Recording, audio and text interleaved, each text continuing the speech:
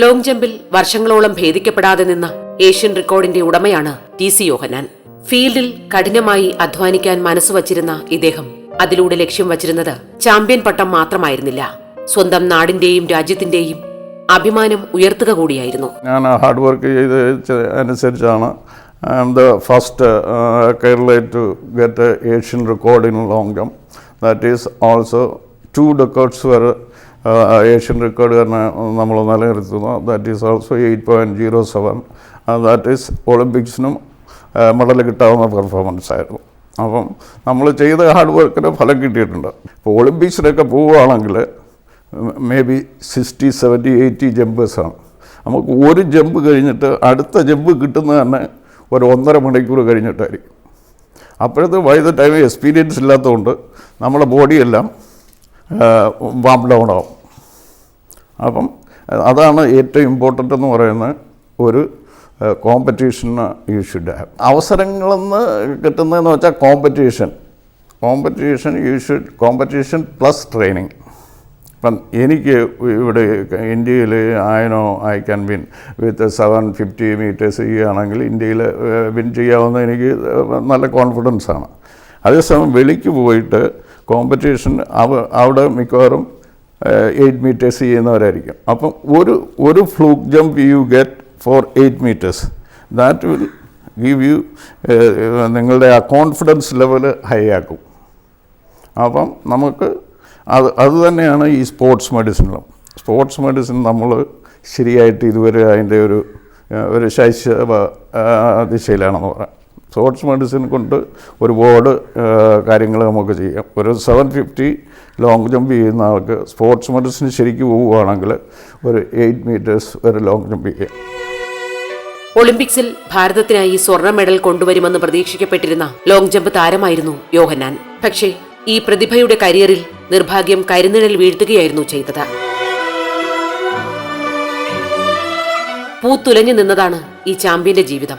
പക്ഷേ പരിക്കിന്റെ പിടിയിൽപ്പെട്ട് ട്രാക്കിലെ യാത്രകൾ അകാലത്തിൽ അവസാനിപ്പിക്കേണ്ടി വരികയായിരുന്നു ഇദ്ദേഹത്തിന്. 78 ആണ് എനിക്ക് ആക്സിഡൻറ്റ് പറ്റുന്ന കാരണം. അത് ഞാൻ കോമൺവെൽത്ത് ഗെയിംസിന് വേണ്ടി പ്രിപ്പയർ ചെയ്തുകൊണ്ടിരിക്കുമ്പം പട്ടിയാലയിൽ വെച്ചായിരുന്നു, നാഷണൽ ഇൻസ്റ്റിറ്റ്യൂട്ട് ഓഫ് സ്പോർട്സ് പട്ടിയാലയിൽ വെച്ചായിരുന്നു.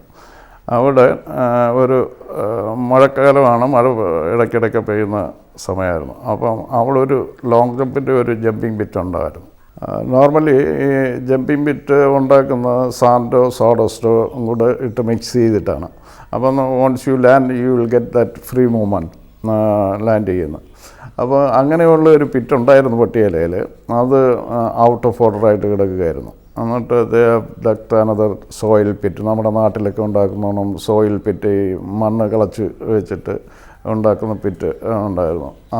അതിനകത്താണ് ഞങ്ങൾ പ്രാക്ടീസ് ജമ്പ് ചെയ്തത്. അപ്പോൾ unfortunately it is may be my fate, അവിടെ ഈ ഗ്രൗണ്ട്സ്മാൻ വെള്ളമൊഴിച്ചത് കുറച്ച് അധികമായി പോയി. അപ്പം ഞാൻ ടേക്ക് ഓഫ് ചെയ്ത് ലാൻഡ് ചെയ്യുമ്പം ഈ ആ കാല് അതിനകത്ത് പൊതിഞ്ഞിട്ട് ജസ്റ്റ് ഓപ്പോസിറ്റ് ഡയറക്ഷനിൽ ഇരിക്കുകയും. അപ്പോൾ അങ്ങനെ നമ്മൾ ഒരു അൺഈവൻ ഡെത്തായിരുന്നു സ്പോർട്സിനോടുള്ള. അപ്പോൾ അതോടുകൂടി നമ്മൾ പിന്നെ സ്പോർട്സ് ചെയ്യാൻ പറ്റിയിട്ടില്ല. അതിനുശേഷം ഞാൻ കുറേ നാൾ ഗോൾഫ് കളിക്കാൻ പോയി. അവിടെ സ്റ്റീൽ സിറ്റി ചാമ്പ്യനൊക്കെ ആയിട്ടുണ്ട്. By the time I have been transferred from Jamshedpur to Cochin. I was ഇവിടെ ടാറ്റ വെഹിക്കിൾ സെയിൽസിൽ, അതാണ് ടെൽക്കൈപ്പോർട്ടിലെ ഒരു സ്ഥാപനമായിട്ടാണ്. I was a public relation officer. അവിടുന്ന് തന്നെ ട്രെയിനിങ് അയച്ച് കമ്പനിയിൽ എങ്ങനെയാണ് വണ്ടി ഉണ്ടാക്കുന്നത് അതെല്ലാം കണ്ടെല്ലാം പഠിച്ച് സെയിൽസിലോട്ട് 6 മാസത്തെ ട്രെയിനിങ് വന്നിട്ടാണ് ഇവിടെ കൊച്ചിയിൽ ഇൻചാർജായിട്ട് വന്ന് ചേരുന്നത്. കൊച്ചിയിൽ വന്ന് ഇവിടെ കൊച്ചിയിലായിരുന്നു റിട്ടയറിങ് ടൈം വരെ. ആഗ്രഹിക്കാതിരുന്ന സമയത്ത്, അതും സൂര്യപ്രഭയോടെ തിളങ്ങി നിൽക്കുമ്പോൾ തന്നെ അത്ലറ്റിക്സ് ജീവിതം അവസാനിപ്പിക്കേണ്ടി വരിക ഒരു കായിക താരത്തിനും താങ്ങാനാവുകയില്ലാതെ. മറിച്ചായിരുന്നില്ല യോഹന്നാന്റെ അവസ്ഥയും. ഇന്നും ആ സങ്കടം ഇദ്ദേഹത്തെ വിട്ടൊഴിഞ്ഞിട്ടില്ല. ദുഃഖങ്ങൾക്ക് മേൽ ചില സന്തോഷങ്ങൾ കൊണ്ട് അതെല്ലാം മറികടക്കുകയായിരുന്നു ഈ മനുഷ്യൻ. ഒന്നാമനാകാൻ മത്സരിച്ച ഒരിടത്തു നിന്ന് അപ്രതീക്ഷിതമായി സ്ഥാനമൊഴിയേണ്ടി വന്നെങ്കിലും മറ്റൊരരങ്ങിൽ ഒന്നാമനായി തന്നെ നിലനിൽക്കാൻ ഇദ്ദേഹത്തിന് കഴിഞ്ഞിരുന്നു. ചെറിയ രാജ്യമായ നമ്മുടെ കെനിയ, ചൈന ഇതുപോലുള്ള രാജ്യങ്ങൾ ഒരുപാട് അത്ലറ്റുകൾ പൊങ്ങി വരുന്നത് എന്താണെന്ന് വെച്ചാൽ അവർ കുട്ടിക്കാലത്ത് അവർ ഇന്ന സ്പോർട്സ് ചെയ്യണമെന്ന് പറഞ്ഞിട്ടല്ല എടുക്കുന്നത്. ഒരു ഗ്രൂപ്പ് ഓഫ് പീപ്പിൾ ഹെൽത്തി കൊച്ചു കുട്ടികളെ എടുത്ത് ട്രെയിൻ ചെയ്യുകയാണ്. അതൊന്നും ഇന്ത്യയിൽ ഇതുവരെ നടപ്പിലായിട്ടില്ല. ഇപ്പം lot of things coming up. നമ്മളൊക്കെ ചെയ്യുന്ന കാലത്ത് ഇതൊന്നും ഇല്ലായിരുന്നു. നമ്മൾ ഇൻട്രസ്റ്റ് കൊണ്ട് സ്പോർട്സ് ചെയ്തെന്നല്ലാതെ ഗവൺമെൻറ് സൈഡിൽ നിന്നോ ഒന്നും ഒരു എൻകറേജ്മെൻറ്റോ അങ്ങനെ കിട്ടിയിട്ടില്ല. പുതിയ തലമുറയ്ക്ക് ആരെങ്കിലും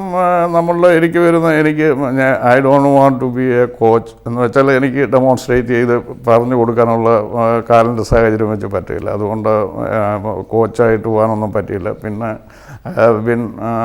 ഇവിടെ ടെൽക്കോയിലെന്ന് പറഞ്ഞ ഒരു വെരി റെസ്പോൺസിബിൾ ജോബായിരുന്നു.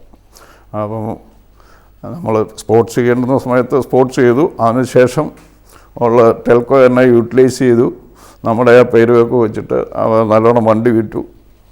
അപ്പം എൻ്റെ ടൈമിൽ ആണ് ഏറ്റവും കൂടുതൽ വണ്ടി വിറ്റിട്ടുള്ളത് ഇവിടെ.